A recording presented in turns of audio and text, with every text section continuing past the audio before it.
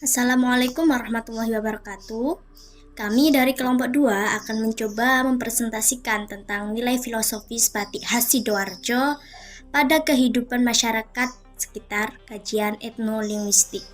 Kelompok kami beranggotakan 4 orang, yakni ada Ajeng Putri Fauzia, Ahmad Ibnu Inzagi, Dwi Nur Puspitasari, dan saya sendiri Putri Rani Harisma Azhari. Materi yang pertama akan disampaikan oleh Mas Ibnu. Kepadanya disilahkan.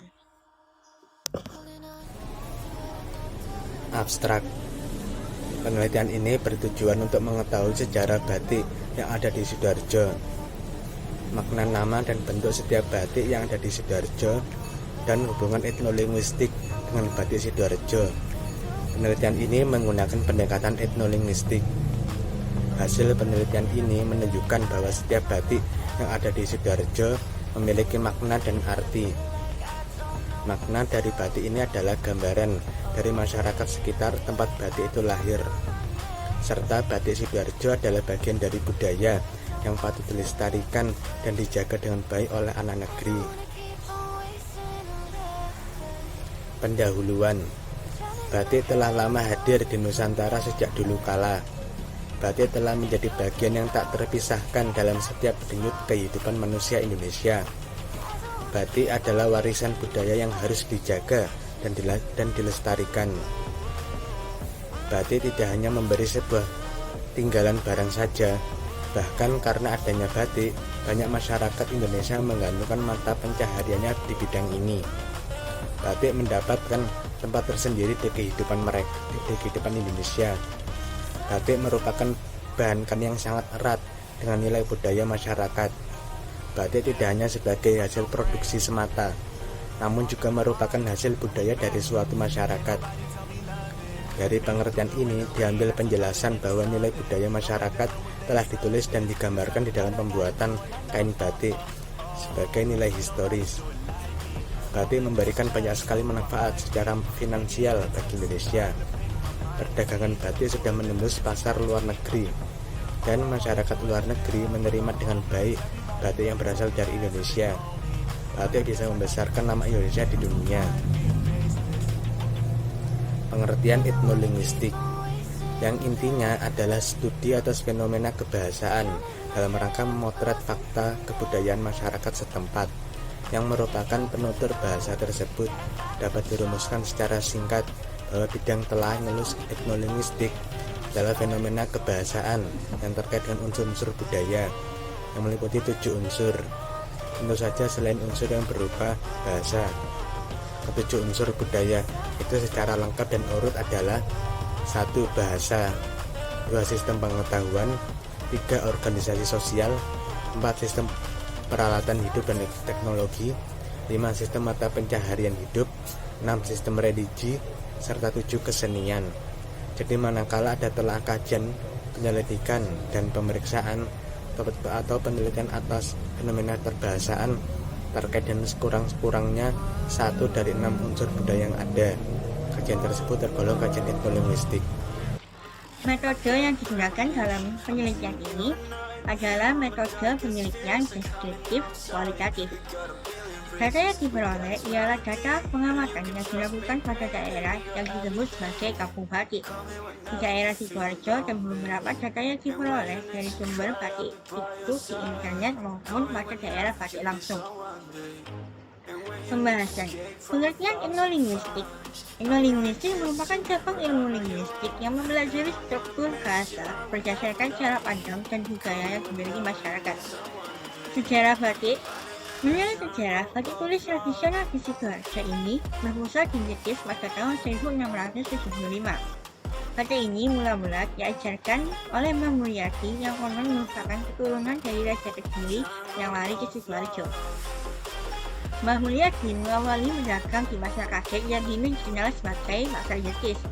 Kawasan ini banyak didatangi oleh pedagang dari luar daerah, terutama pedagang asal Madura.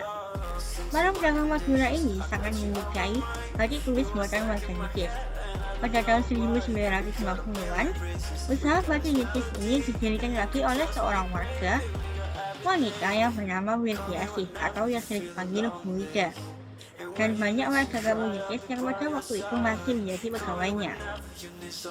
Pada tahun 1970-an, para menteri pekerja mediasi akhirnya memberanikan diri untuk membuat serta membuka bisnis batik tulis sendiri di rumahnya, yang pada akhirnya menjadi usaha masyarakat rumahan batik tulis ini. Dari sinilah usaha batik mulai menjadi usaha rumahan masyarakat daerah Bugis. Selanjutnya yakni ciri, motif, dan warna batik asli Sidoarjo. Batik asli Sidoarjo mempunyai motif beras utah, kembang bayam, dan kebun tebu. Motif beras utah ini terikat dengan melimpahnya bahan pangan terutama yang ada di Sidoarjo, yakni padi. Sering berjalannya waktu, motif hewan dan kecampuran dengan batik Madura, banyak perubahan terjadi pada motif dan corak batik Sidoarjo. Warnanya cenderung terang dan ada unsur hewan juga di dalamnya. Selanjutnya yakni makna gambar batik Sidoarjo. Motif batik Sidoarjo dibedakan menjadi dua, yaitu batik tradisional dan batik kontemporer.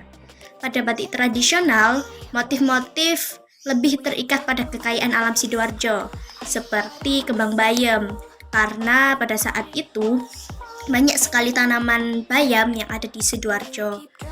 Motif-motif tersebut bermakna sebagai rasa syukur kepada Tuhan Yang Maha Esa atas melimpahnya banyaknya bahan pangan yang ada di Sidoarjo. Sedangkan pada batik kontemporer mengalami improvisasi tergantung dari kreasi setiap pengrajin dan permintaan pasar. Maknanya lebih terbuka dan bebas. Untuk gambarnya bisa dilihat di slide. Yang pertama itu ada batik rawan wungu, ada kembang bayam, dan ada burung merak. Selanjutnya akan disampaikan oleh Mbak Ajeng. Materi yang selanjutnya adalah hubungan batik dengan etnolinguistik. Menurut kelompok kami, seperti yang diketahui oleh banyak orang, bahwa etnolinguistik adalah cabang ilmu linguistik yang mengkhususkan tentang mempelajari sebuah bahasa, dan bahasa itu merupakan bagian terpenting dalam masyarakat yang digunakan untuk berkomunikasi di antara sesamanya. Dengan bahasa yang baik itu berupa bahasa Indonesia maupun bahasa daerah. Setiap individu mampu menceritakan berbagai cerita kepada individu lainnya.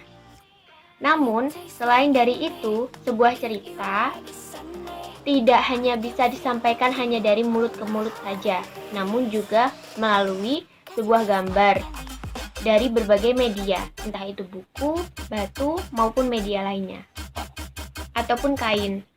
Dalam media kain, cara untuk mengomunikasikannya adalah dengan menggunakan sebuah gambar di atas kain tersebut, yang mana hal ini disebut juga sebagai batik.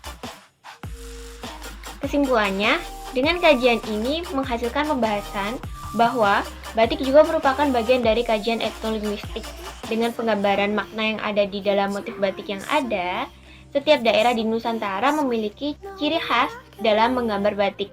Mereka masing-masing dapat menyuarakan cerita atau bahasa dalam gambar tersebut, terasa berbeda dari satu daerah dan daerah yang lainnya.